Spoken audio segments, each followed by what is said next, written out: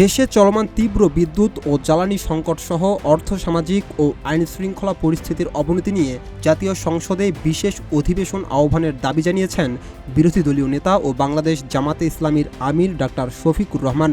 শুক্রবার রাষ্ট্রপতি বরাবর এই বিষয়ে চিঠি পাঠান তিনি। চিঠির অনুলিপি প্রধানমন্ত্রী ও সংসদ সচিবালয়েও পাঠানো হয়েছে। 5+ স্টার রেটিং প্রাপ্ত দেশের সর্বোচ্চ বিদ্যুৎ সাশ্রয়ী ওয়ালটন এসি স্মার্ট কমফোর্ট এখন নেক্সট লেভেলে। চিঠিতে বলা হয়, দেশজুড়ে লাগামহীন লোডশেডিংয়ে জনজীবন বিপর্যস্ত হয়ে পড়েছে। পাশাপাশি শিল্প উৎপাদন, ব্যবসা বাণিজ্য ও অর্থনৈতিক কর্মকাণ্ড মারাত্মকভাবে ক্ষতিগ্রস্ত হচ্ছে। বিদ্যুৎ ও জ্বালানি সংকটের প্রভাবে নিত্য প্রয়োজনীয় পণ্যের দামও বেড়েছে বলে উল্লেখ করা হয়। এ পরিস্থিতিতে জনগণের প্রতিনিধি হিসেবে সংসদে অর্থবহ আলোচনা ও দ্রুত সমাধান খোঁজা জরুরি বলে চিঠিতে উল্লেখ করেন শফিকুর রহমান। তিনি সংকট মোকাবেলায় অবিলম্বে জাতীয় সংসদে বিশেষ অধিবেশনের জন্য রাষ্ট্রপতির প্রতি আহ্বান জানান।